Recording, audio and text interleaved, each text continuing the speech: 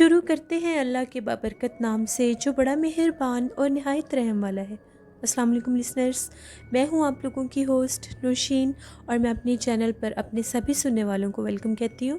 Listeners, کیسے ہیں آپ سب، اور میرے چینل کی خوفناک کہانیوں کو کتنا انجوائے کرتے ہیں؟ اپنا فیڈ بیک مجھے ضرور دیں۔ آج آپ لوگوں کے لیے میں ہمیشہ کی طرح دلچسپ خوفناک کہانیاں لے کر آئی ہوں، جنہیں سن کر آپ لوگ بہت زیادہ انجوائے بھی کریں گے اور ان سے بہت کچھ سیکھیں گے بھی۔ بڑھتے ہیں آج کی پہلی خوفناک کہانی کی طرف۔ یہ خوفناک کہانی چودھری اسد شیئر کر رہے ہیں نارووال سے۔ بہت دنوں سے مجھے کمنٹ باکس میں کہہ رہے ہیں ایپیسوڈ 106 میں سٹوری ہے، پلیز پڑھ لیں، تو آج میں ان کی سٹوری شیئر کر رہی ہوں۔ اسد کہتے ہیں، میں نارووال کے پاس ایک گاؤں کا رہنے والا ہوں۔ میری زندگی میں ایک ایسا ناقابل فراموش واقعہ ہوا جو میں آپ کے ساتھ شیئر کرنا چاہتا ہوں۔ یہ بات تب کی ہے جب میں نے آرمی میں اپلائی کیا تو میرا ویٹ اوور تھا۔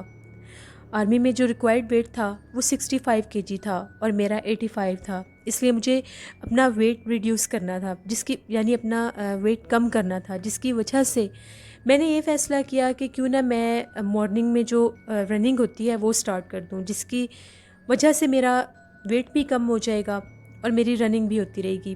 اس سلسلے میں نے ایک ایسی جگہ کا انتخاب کیا جو ہمارے گاؤں کی آبادی سے ہٹ کر تھی۔ وہ ایک ویرانہ تھا، بہت بڑا ایک روڈ بھی تھا، اور وہاں پر ایک ایسی جگہ تھی، یعنی اس روڈ کے ساتھ ایک پانی کا چھوٹا سا نالا سا ہوتا تھا، اور اس سے آگے ایک بہت بڑا میدان سا تھا۔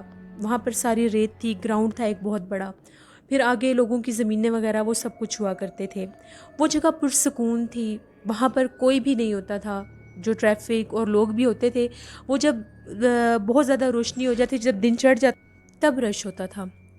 ادروائز وہ جو جگہ تھی بہت زیادہ ویران، سنسان اور خاموش سی تھی۔ جیسے کہ میں تھوڑا سا ہیلدی تھا، اس وجہ سے مجھے اوپن جگہ کے اوپر بھاگنا، رننگ کرنا لوگوں کے سامنے کچھ ٹھیک نہیں لگتا تھا۔ مجھے ایسا فیل ہوتا تھا کہ اگر مجھے اس طرح سے ہیوی ویٹ کے ساتھ کوئی بھاگتا دیکھے گا تو شاید لوگ مذاق بنائیں۔ تو میں نے اس جگہ کا انتخاب کیا جہاں پر لوگوں کا دور دور تک آنا جانا نہیں تھا۔ میں صبح وہاں پر چلا جاتا تھا واک کرنے کے لیے۔ میری ایک روٹین ہوتی تھی، وہ جو پانی والا بہتا ہوا نالا تھا اس کو کراس کر کے میں اپنے شوز اتار دیتا تھا، اور وہ جو گراؤنڈ تھا وہاں پر کافی زیادہ ریت ہوتی تھی، پھر میں وہاں پر بھاگا کرتا تھا۔ میری ایک روٹین تھی، جب بھی میں واک سٹارٹ کرتا تھا، رننگ سٹارٹ کرتا تھا، تو میں اپنے موبائل کے اوپر کوئی نہ کوئی قرآن پاک کی سورت لگا کر رکھ دیا کرتا تھا۔ ایک تو وہ جگہ بالکل ویران اور سنسان ہوتی تھی، اور دور دور تک آبادی نہیں ہوتی تھی، اس لیے میں اپنے پاس اپنی سیفٹی کے لیے، اپنے سکون کے لیے قرآن پاک لگا کر موبائل پر رکھ دیا کرتا تھا، اور بڑی تسلی کے ساتھ وہاں پر میں رننگ کرتا تھا۔ ایک دفعہ ایسا ہوا، میں نے وہاں پر جا کر رننگ سٹارٹ کی۔ اس دن میں قرآن پاک کی آیت لگانا، سورت لگانا بھول گیا اپنے موبائل پر، اور میں نے رننگ سٹارٹ کر دی۔ پھر جب میں سٹارٹ کر دیتا تھا تو وہ میرا ایک جو رننگ کا ایک ٹیمپو تھا وہ پھر میں کنٹینیو رکھتا تھا، اس کو میں بریک نہیں کرتا تھا۔ میں نے جتنے بھی راؤنڈ پورے کرنے ہوتے تھے وہ میں کرتا تھا۔ میرے ذہن میں وہ خیال ہی نہیں آیا کہ میں نے آج قرآن پاک کی کوئی بھی سورت موبائل پر نہیں لگائی۔ ابھی میں نے فرسٹ راؤنڈ جب اپنا سٹارٹ کیا تو وہاں پر نالے کے پاس ہی ایک مٹی کا بہت بڑا ٹیلا تھا، اس کے اوپر مجھے ایک عورت کھڑی ہوئی دکھائی دی۔ پہلے تو مجھے تھوڑا سا تعجب ہوا کہ اتنے دنوں سے میں یہاں پر رننگ کر رہا ہوں، مجھے کوئی بھی نظر نہیں آیا، تو آج یہ عورت کہاں سے آ گئی؟ میں نے پھر سیکنڈ راؤنڈ اپنا کمپلیٹ کیا، وہ سٹل وہیں پر کھڑی تھی۔ جب میں تھوڑا سا غور کر کے دیکھنے لگا تو ایسا لگ رہا تھا وہ جیسے وہ وہاں سے اتر کر میری طرف آنا چاہ رہی ہے۔ جیسے میں پھر بھاگنا شروع کرتا تھا وہ سٹل وہیں پر کھڑی ہوتی تھی۔ تھوڑا سا مجھے عجیب لگا، تھوڑا سا خوف بھی محسوس ہوا۔ جب میں کھڑا ہو کر اس کو دیکھنے لگا، میرے دیکھتے ہی دیکھتے وہ غائب ہو گئی۔ مجھے اپنی آنکھوں پر بالکل یقین نہیں آ رہا تھا، یہ ماجرا کیا ہے، یہ سب کیا ہو رہا ہے؟ ابھی ایک عورت سامنے کھڑی ہے، وہ ٹیلے کے اوپر کھڑی ہے، نیچے بھی نہیں اتری، تو وہ غائب کیسے ہو گئی؟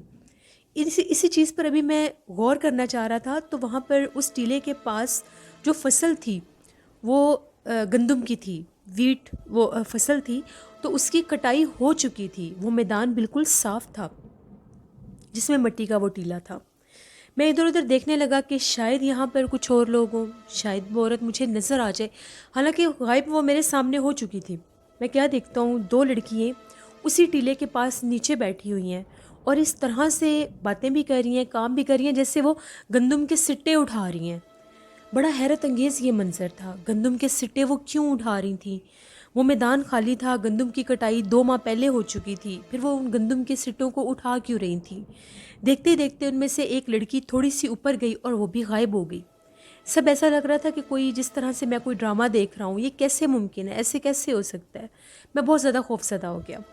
میں نے اسی ٹائم قرآن پاک پر سورۃ یاسین کی تلاوت لگا دی اور دیکھنے لگ گیا کہ یہ ہیں کون، یہ کہاں سے آ رہے ہیں، کہاں جا رہے ہیں۔ دیکھتے ہی دیکھتے اس ٹیلے کے اوپر سے ایک لڑکا اترا، اس کے پاس ایک بیگ تھا، وہ لا کر اس کے پاس کھڑا ہو گیا۔ اس لڑکی کے پاس ان میں سے ایک غائب ہو چکی تھی اور ایک وہاں پر بیٹھی ہوئی دوبارہ سے سٹے چن چن کر سارے اس بیگ میں ڈال رہے تھے۔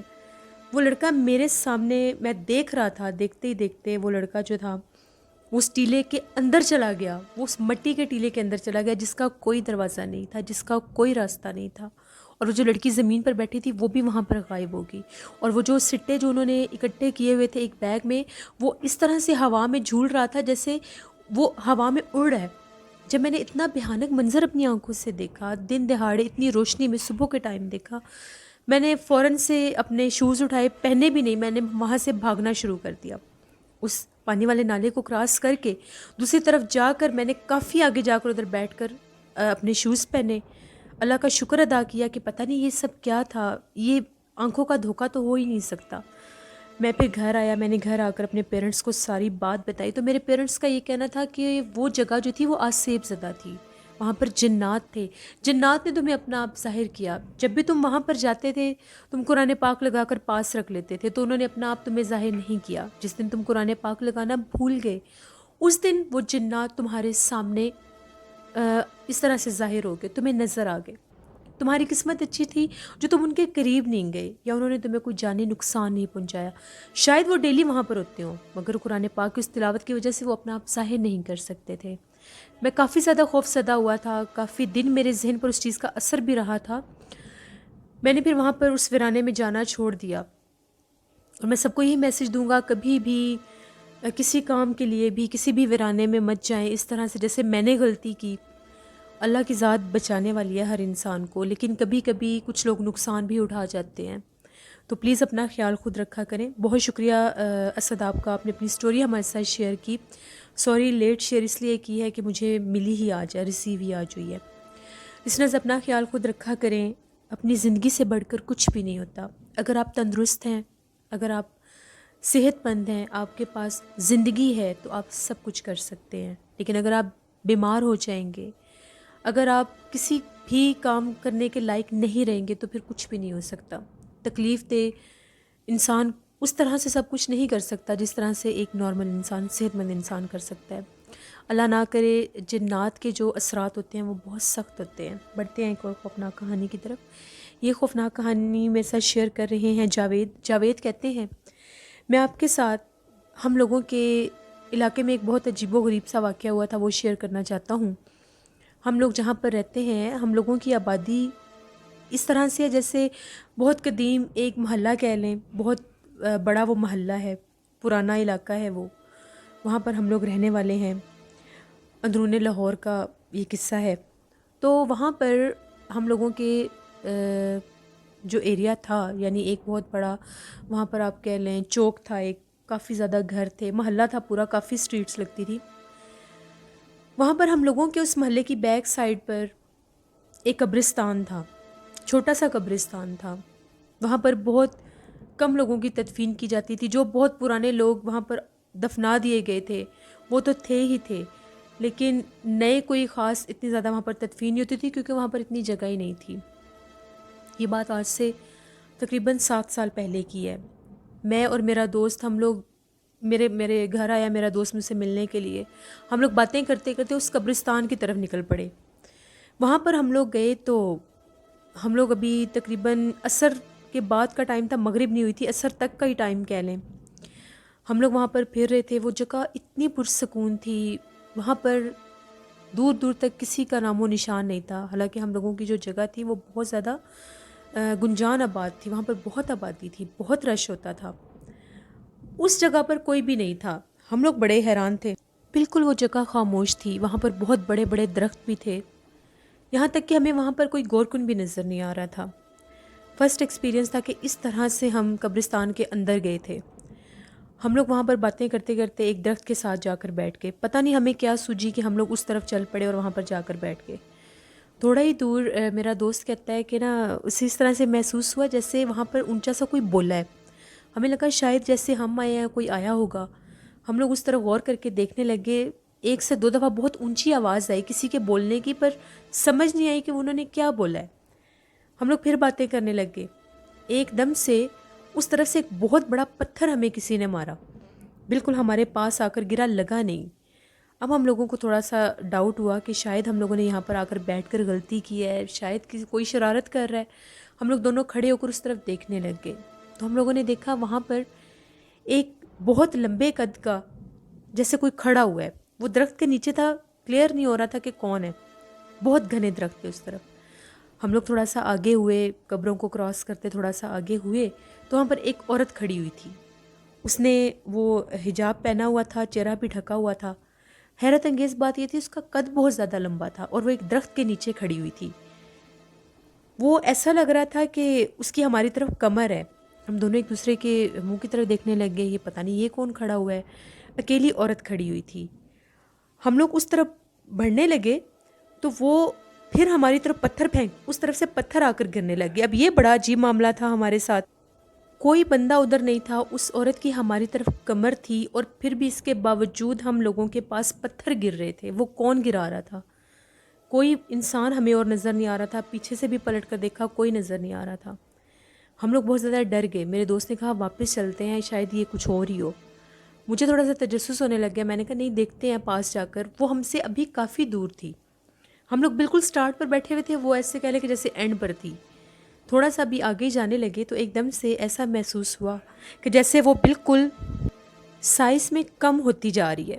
جو اس کی ہائٹ اتنی لمبی تھی، دور سے ہم اس کے قریب جا رہے تھے، اس کی ہائٹ بالکل کم ہوتی جا رہی تھی. دیکھتے دیکھتے اس کی ہائٹ اتنی کم ہو گئی، ایسا لگ رہا تھا کہ وہ ایک قبر بنی ہوئی تھی، اس کے پیچھے جیسے وہ چھپ گئی ہے. اب یہ بڑا عجیب و غریب ماجرا تھا کہ یہ کیا ہو رہا ہے. ہم لوگ دیکھ رہے تھے، وہیں پر سٹل کھڑے ہو کر دیکھ رہے تھے.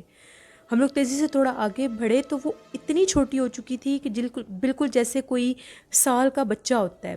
اس کا بہت بھیانک چہرہ تھا. ایک دم سے وہ بھاگی اور ایک درخت میں جا کر غائب ہو گئی.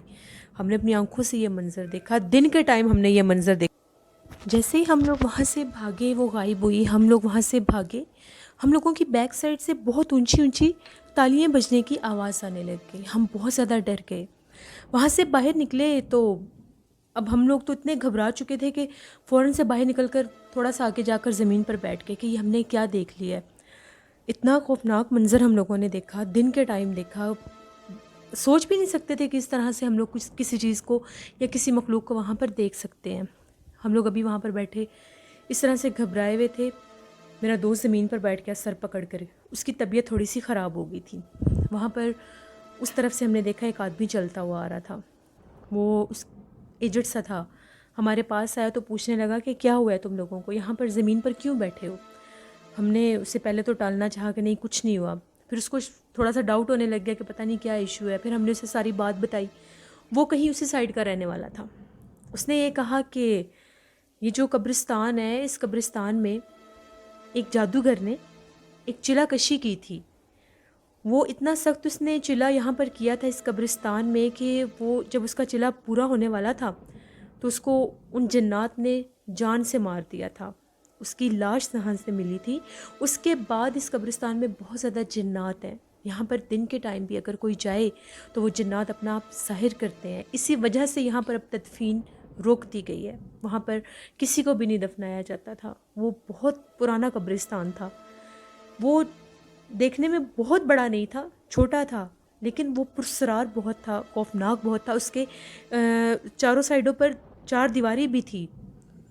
ہم لوگوں نے جب یہ سب سنا ہم لوگ بہت زیادہ ڈر گئے. اس کا یہ کہنا تھا کہ بالکل اس قبرستان کے ساتھ ہی اس کا گھر ہے. وہ کہتا ہے ساری رات وہاں سے ڈراؤنی آوازیں آتی ہیں. کبھی تالیوں کی آواز آتی ہے، کبھی اونچا اونچا بولنے کی آواز آتی ہے، کبھی کسی کے ہنسنے کی آواز آتی ہے. وہ کہتا ہے ہم لوگ کبھی بھی یہاں پر نہیں جاتے. یہی نہیں کبھی کبھار یہاں پر کوئی چلتا پھرتا بھی نظر آتا ہے اور وہ غائب ہو جاتا ہے. وہ کہاں غائب ہوتا ہے کوئی نہیں جانتا. پھر ہم لوگ بہت زیادہ ڈر گئے. ہم لوگ واپس اپنے علاقے میں چلے گئے.